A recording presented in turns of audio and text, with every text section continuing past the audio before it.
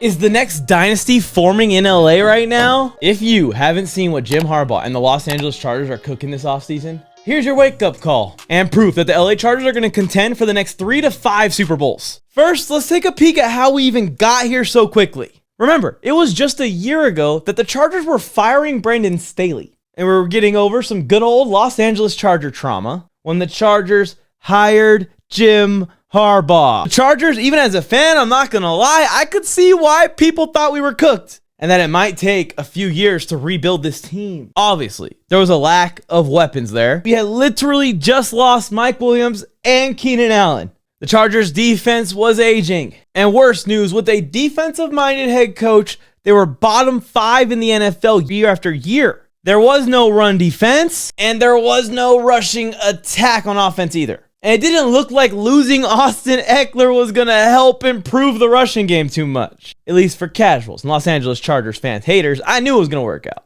Basically, the Chargers were facing reality. That yes, Jim Harbaugh had a massive advantage in this year's draft, but a lot of those rookies that Harbaugh drafted were going to have to contribute, and they were going to have to play a lot of snaps this year. And if this team didn't stay perfectly healthy, we were going to end up in a situation where 5th-round rookies were going to have to play a lot this year, and that did happen. The Chargers were left for dead, and everyone I talked to had us flopping year one. Play the clips. But I always believed in Harbaugh, and more so, I always believed in Justin Herbert. I watched every snap of this kid's career, and I know that no matter who the head coach is, even the worst in the league, Brandon Staley, Herbert won 9 games with Brandon Staley. Herbert won 10 games with cracked ribs in Brandon Staley. Jim Harbaugh, we're going to be good with any roster. Sure enough, the Chargers won 11 games in year one. Made the playoffs. We outperformed all those expectations. And most importantly, the culture was already set by like training camp. Take it from me. I saw it firsthand. I was at a lot of the first Jim Harbaugh Chargers practices. And it was like, oh, new world. Compared to some of the other coaches that I'm used to seeing at practice. Everything ran smoothly. Everyone seemed like they were still having fun, but there was a standard that the entire team was holding themselves to. And that's why the Chargers established their version of grit in year one. We pulled down what Dan Campbell pulled down for the Detroit Lions. Harbaugh took Kansas City to the limit twice this season. With a depleted roster like I just mentioned. With 5th-round rookies starting at his cornerback 1 against Patrick Mahomes and Andy Reid. You flip those 2 games with another Chargers draft class. A year of development, a full year with Harbaugh and these guys. The Chargers are going to win the AFC West. Now, I'm not trying to get ahead of myself, but overall, Jim Harbaugh's first year as head coach of the Chargers was a home run. Damn near a grand slam. I call it a 3-run home run. We all know what happened, and everyone hates on Justin Herbert. That probably should have been a 2-interception game, but he's not a quarterback that's just going to lay down and take a bunch of sacks. He's not just going to lose the playoff game because his offensive line stands no chance. No. He started just firing it into coverage, hoping his receivers make a play, and Lad made a play. Guys made plays. But you do that, and you're forced to do that. You're going to throw picks. I actually commend Justin Herbert for going down swinging the way he did. Shoot. Because I don't care if the stat sheet says 4 interceptions. I really don't. I'm just going to keep trying to win.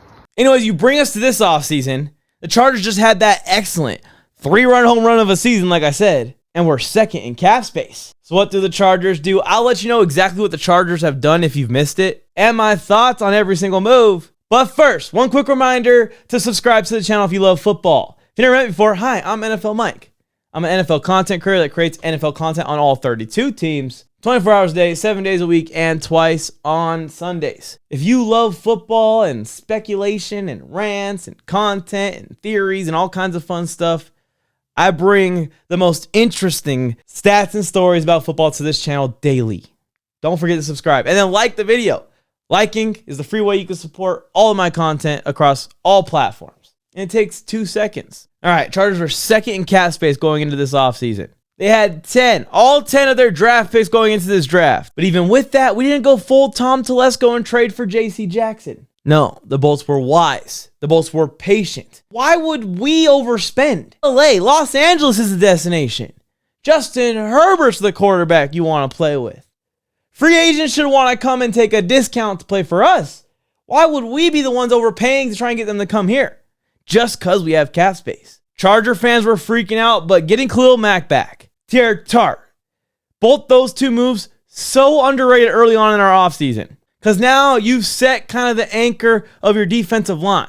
It's Mack, it's Tart, it's Tuipulotu. There wasn't as many question marks as there were there after Poona Ford walked to the Rams. Then after that slow start, after being quiet, great signing after great signing started to trickle in. Najee Harris, 1 year, $9 million. I love this contract. He's a perfect fit for the Harbaugh offense to unlock Najee and his full potential of what he can be.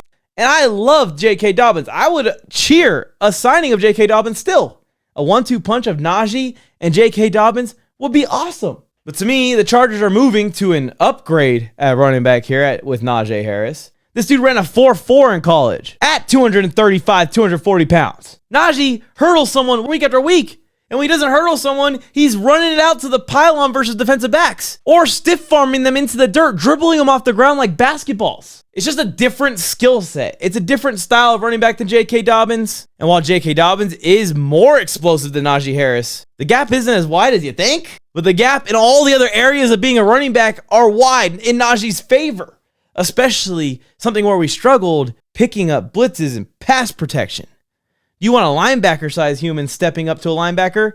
Or the Chargers needed Gus Edwards so bad last year to help complement J.K. Dobbins.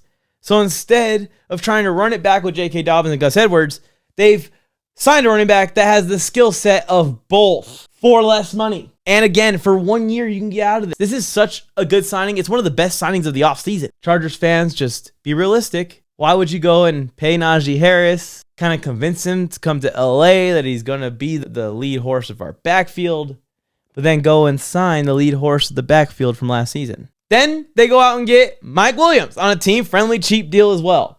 A couple years ago, Mike Williams wanted like $20 million per year. Now, flash forward just a few years later, he's taking almost the vet minimum. So Jim Harbaugh won this one out, and we're going to talk about Keenan Allen a little bit here in a second.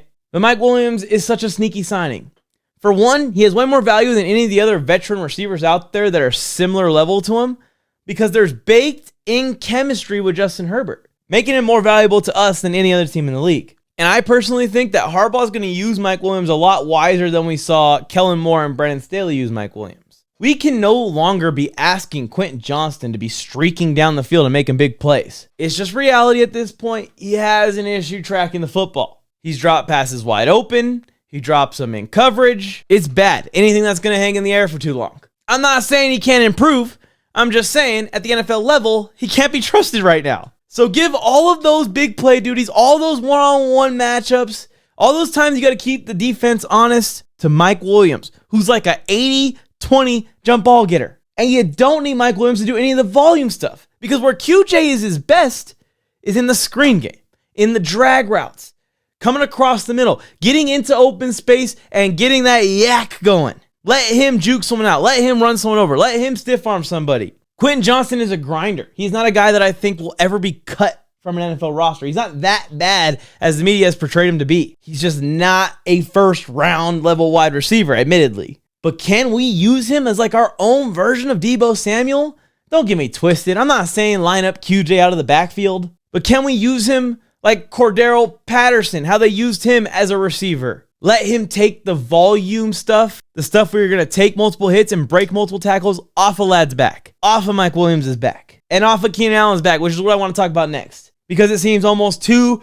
perfect for Keenan Allen to come home completing this Chargers offseason. Or free agency, I should say, because the draft is coming up. The Chargers have plenty of cap space, and I think what we're seeing happen here is that they're just waiting until after the draft. Because if you sign Keenan Allen now, you do lose a comp pick. If you sign him to X amount of money, I don't know what the exact limit is. But if you wait until after the draft, you can literally sign Keenan to any number you want on a 1-year deal, and it's not really going to hit our cap because then next year it's just going to go away. So the Chargers could be like, hey, Keenan, we could pay you $15 million per year or $12 million per year or $8 or $9 per year or $9 million per year. Just depending on the timing of when we actually sign this.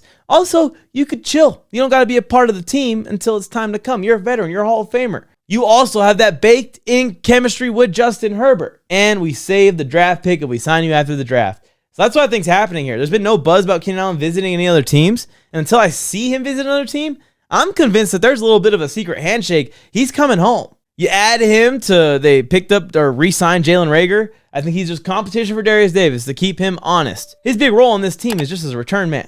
Even though I personally think Darius Davis has potential as a gadget player in our offense long term, Harbaugh may not see the same out of the 170-pounder. He may want someone a little bit bigger. He may want someone a little bit more experienced to fill that role like Jalen Reagor, even if us fans hate Jalen Reagor. And I do think if certain receivers, ones that play for the Texas Longhorns, fall to Harbaugh at 22, he may look at receiver in the draft when we talk about addressing that position long term. You lock it down with Ladd and a rookie at that spot. But I really think it's probably going to be a tight end at that spot. Which brings me to the Tyler Conklin signing, which is just another good vet to add to this roster. And you're going to have Colston Loveland, Jim Harbaugh's guy, to learn from those two guys. What I was waiting for was when were we going to address the big boys on the offensive line? Because we needed some big boys this offseason. The Chargers' interior O-line was definitely the weakest part of our team last year, both in pass protection and honestly run blocking. Like I said, the consistency wasn't there, play in, play out the way Harbaugh wants it to be. So going into this offseason, I thought a heavy amount of that cap spend would be on the inside of the O-line. And like a week in, we hadn't done a diddly squat on the O-line. But then out of nowhere, they went and got Super Bowl champ now Mekhi Becton, who's had a renaissance for the Eagles, one of the best guards last year, hitting free agency. Chargers got a team-friendly deal done with them.